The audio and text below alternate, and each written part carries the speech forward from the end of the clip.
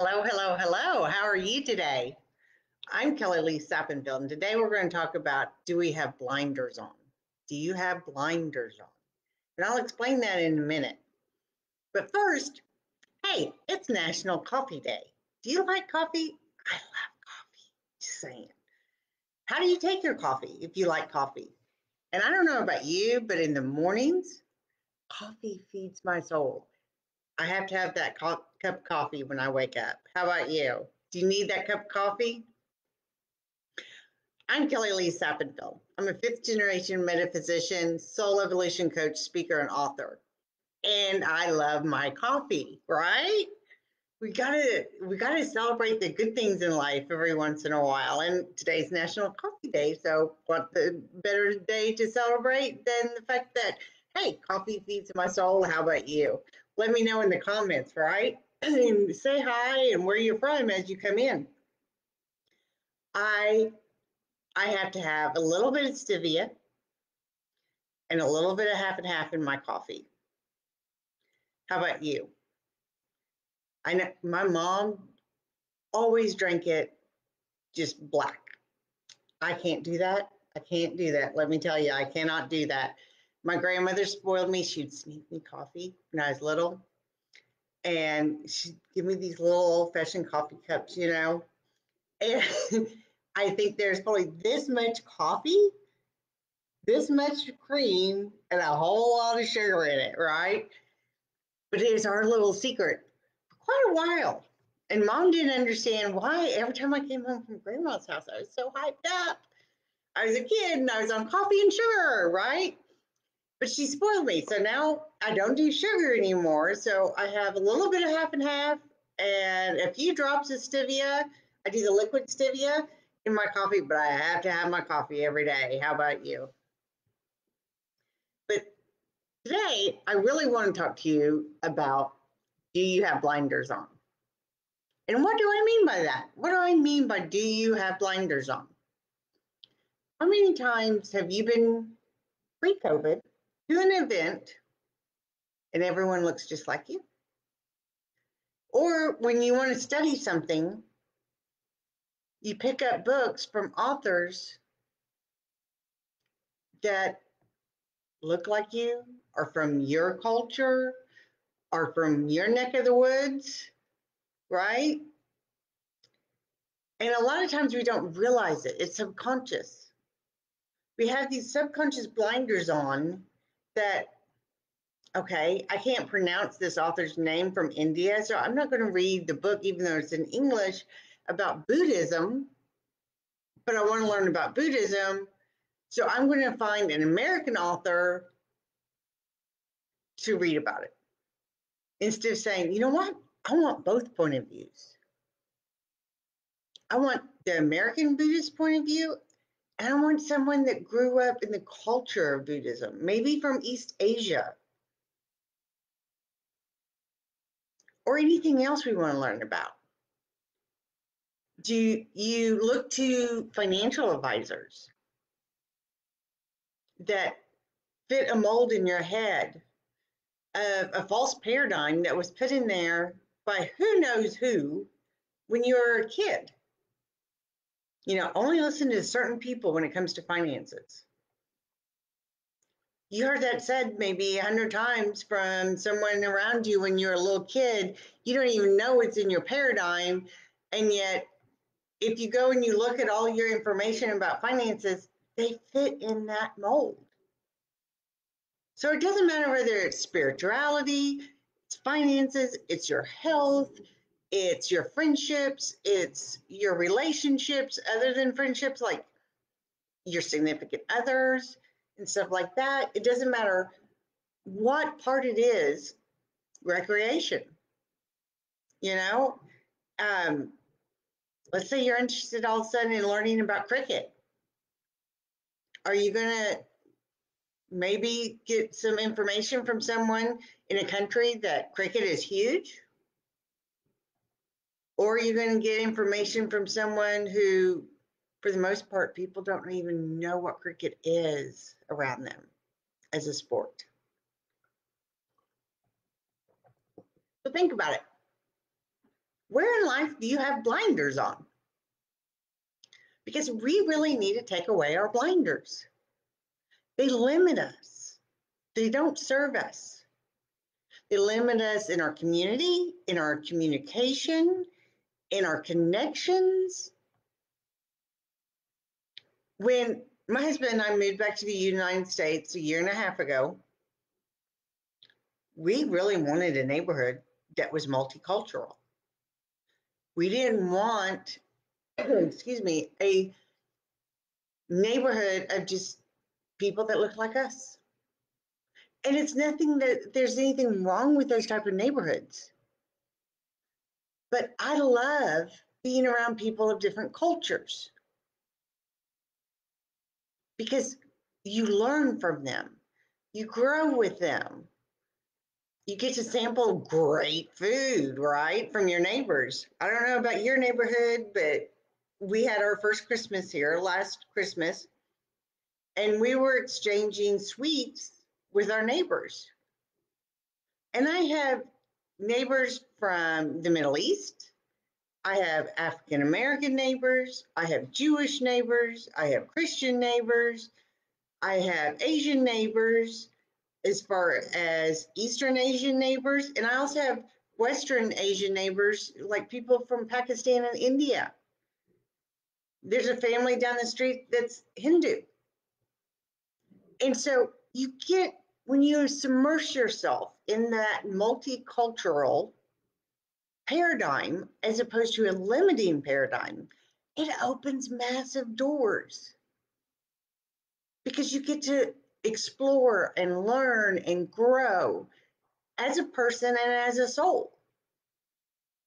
So think about the different places we put blinders on. You know how many spiritual events I've been to, and like over 85% are older white women. One, hello men, where are you? I know you're spiritual. Two, spiritual events should be very multicultural. You should see people of every pigment, of every size. But that is in lies a lot of what we're going through right now in the United States. Everyone's kind of segregated themselves. It's almost like the opposite of when I was a kid, and they purposely were desegregating the schools, right? And they were busing kids from different areas of town to different schools to get more than one set of population in each public school.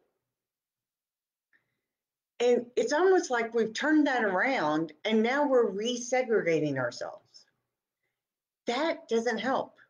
That's what's causing a lot of the strife right now we're seeing, is because we all come at everything from just our very narrow point of view, as opposed to coming at it from saying, you know what, this is my point of view, but I'm willing to listen to your point of view. And you know what? I may learn, I may grow, I may expand, my point of view may change. And that's a great thing. So think about it in your relationships. Have you had some really bad relationships? And so you're like, I've had 3 men that were all brunette headed and had this physical build, and they were awful to me. So I won't even speak to another person that fits that description again. Right? It can be as simple as, do you pick and choose what store you go to? Or do you expand to say, I'm going to try to go to a Middle Eastern or a Mediterranean grocery store instead of my normal grocery store, when they're going to have food items that are not available at my local grocery store. That's a big chain, right? And two, I may meet someone really, really interesting. There's this little bitty paradigms that we don't even realize we're in our unconscious operating system. But when we shine a light on those and we say, you know what? I'm going to try taking my blinders off today. I'm going to purposely go to a specialty grocery store as opposed to my big box store, my big chain store. And maybe instead of going to the big chain grocery store and going to the specialty grocery store, I discover a new type of food that I had never discovered before, and I freaking love it, right? How many times have you gone and it's like, oh my gosh, what are we going to have for dinner tonight? I don't know what we're going to have for dinner tonight. Nothing sounds good. It's the same old, same old, same old. Well, one way to get out of that is to purposely get out of it, to take yourself and to go maybe to a Chinese grocery store, if not a Mediterranean grocery store, or maybe to go to a Hispanic grocery store, or whatever it is, Vietnamese, I don't care, but just to change up and go in there and say, hey, this is the first time I've ever been in here. Can you help me and explain things to me and tell me like what's really great and oh my gosh, what I have to try? And you know what? Most of those places are small businesses. And those small business owners absolutely will freaking love that you're not only in there, but that you're asking questions, that you're open to experimenting, and that chances are you're going to get such awesome service and you're going to walk away and you're going to have who knows how many dinners that are not going to be like, okay, it's the same old meatloaf, right? So stop and think about it. Where do you have those blinders on? You know, I've gone over a lot of different examples. Sometimes it's in our spirituality, sometimes it's in our relationships, sometimes it's in our finances. It can be in our health, on the doctors we pick, the doctors we refuse to go to, the hospitals we pick, the places we go and buy our vitamins and minerals. It can be any of those things. And sometimes it's in our business. It's in our career. If you don't own your business and you have a career, sometimes it's in your career. Do you judge a client based on their book cover or what's inside the book? You know, there's the old saying, don't ever judge a book by its cover. But what do? Everyone judges a book by its cover. If that cover isn't something that I'm either going to click on or pick up, if I'm actually in an actual bookstore, I'm never getting someone to actually figure out what the book is even about, right? They're not even going to read the back cover, let alone if I can't get them past the front cover. But that's just it. Our blinders keep us stuck on the front cover. We take the blinders off, not only do we see the back cover of the book, but we start seeing a little bit of snippets of what's inside. So think about it. And even if it's just going on a website because you're looking for something new to read, don't just look at the cover. Don't just look at the author and it's like, oh, okay, this is a big name author. They're a New York Times bestseller. Because you know what? Most of the best books out there are not necessarily on the New York Times bestselling list. And they may have even been written before there was a New York Times bestselling list. But scroll down, read the reviews, get to know the author in the book before you judge it. Because there's millions of books out there. But how many times do you only pick up those that are from the quote unquote bestsellers, be it fiction or nonfiction? If there are known major bestsellers out there that started off self-published by no-name authors back before we even had internet bookstores of any kind. And it was all by word of mouth and people saying, oh my gosh, I just read this book. You've got to read it, and handing it off to the next person, right? Or, oh my gosh, you've got to read this book. This book is so good, you're going to have to buy your own copy because I'm not getting mine up.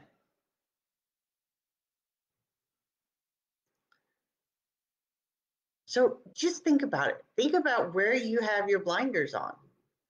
Now, like I said at the very, very beginning, it's National Coffee Day. And my mother loved black coffee. And she'd always be like, you need to drink it black. It's better for you. You need to drink it black. You need to drink it black. And I heard that all my life until my mother passed away. I needed to drink my coffee black. I tried it once. I was willing to try it. And I was like, okay, I tried it. Thank you. It's not for me. But I was willing to try it.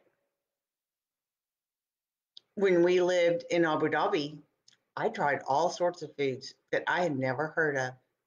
We went in the grocery store the first time, and the produce section was about the size of the entire grocery store was in Corpus Christi. And there was fruits and vegetables there that not only had I never seen before, but I never heard of before. And some of them, one lady stopped me. She was like, there's this stuff called broccoli. Have you ever had it? And I was like, oh yeah, it's kind of a staple in the United States. Really? What does it taste like? How do you cook it? What do you eat it with? Because to her, broccoli was a completely foreign vegetable. But we talked, and I explained broccoli to her, how you cook it, the different ways you can cook it, how you can add it as an ingredient or have it by itself, all this other stuff, the vitamins and minerals it's packed with. And then she introduced me to a couple of vegetables and fruits that I had never heard of. And we both went home with brand new things, and we were just in the grocery store, and she actually had the courage to walk up to me, a stranger, and ask me if I knew what this broccoli stuff was. Now, I never saw the lady again. I don't know if she liked the broccoli. She cooked it right. She didn't cook it right. I have no idea. But she didn't have her blinders on.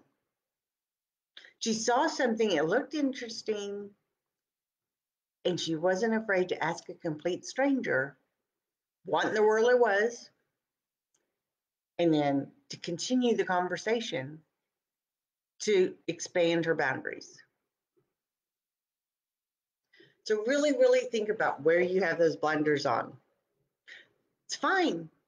You try broccoli, you don't like broccoli, you're an adult, no one's going to force you to eat broccoli or drink black coffee or anything else. But just be willing to give life a taste. There's such a variety out there. There's such an immense variety out there in every aspect of existence that we don't have the capacity in 100 years to sample it all. But just give yourself permission to start tasting. Start tasting life. And it may be a little scary at first to take those blinders down a little bit, but start small. Then take another step, take another step, take another step, take another step. And pretty soon, you'll forget you ever had those blinders on, or someone reminds you you had those blinders on, you'll be like, yeah, oh yeah, I did. I shouldn't have, and I did. And boy, do I regret all those years I had them on. It's like when we lived in northern Oklahoma and southern Kansas area, my husband used to say, fish tacos. Fish tacos? I don't think so. We moved to Corpus Christi, My husband tried fish tacos. Now he's an avid lover of fish tacos. So, whatever it is in life, whatever it is, just be open to taste. And hey, I have a news flash for you. Next week, on Tuesday and Wednesday, October 6th and 7th, I'm going to be virtually at East West Bookstore in Mountain View, California. And the great thing about it is, since I'm going to be virtual, doesn't matter where you are in the world, you can come join in. I'm going to put the link in the comments where you can go to their event page and sign up. It's very, very. My first talk on October 6th is free. On October 7th, it's $25. And then I'm giving a special East-West discount for one-on-one super power hours with me, to where you get me for an hour to help you with whatever it is in life you want help with. So check it out. I've got the link in the comments. And it's next Tuesday and next Wednesday at East West Bookstore in Mountain View, California. I'm speaking at a bookstore, and the people there are just phenomenal. I love them. But I'm speaking at a bookstore that I've never physically been to. Now, hopefully one day post-COVID, I'll be able to go and speak in person again there, right? But I'm not letting that limit me. Just because I've never been there doesn't mean I'm not open to speaking for this bookstore. So that goes back to taking those blinders off and being willing to do whatever it takes so that not only do you connect with great people, but you can experience things from different points of view. I really, really hope this message today helps you. And if it does, share this video, right? Tell your friends about it. Or do you know someone that is so stuck in their opinion that they're not willing to even listen to anyone that has an opposing opinion, or to do anything that is not something that they have already done? If they go to the burger place, they order this burger, and that's exactly how they want it, and that's got to be it. And if they went there and they said, "Oh, I'm so sorry, we're all out of hamburger meat," they would literally freak out. Because it's like it would be impossible for them to order something else off their menu, right? Share this video with them too.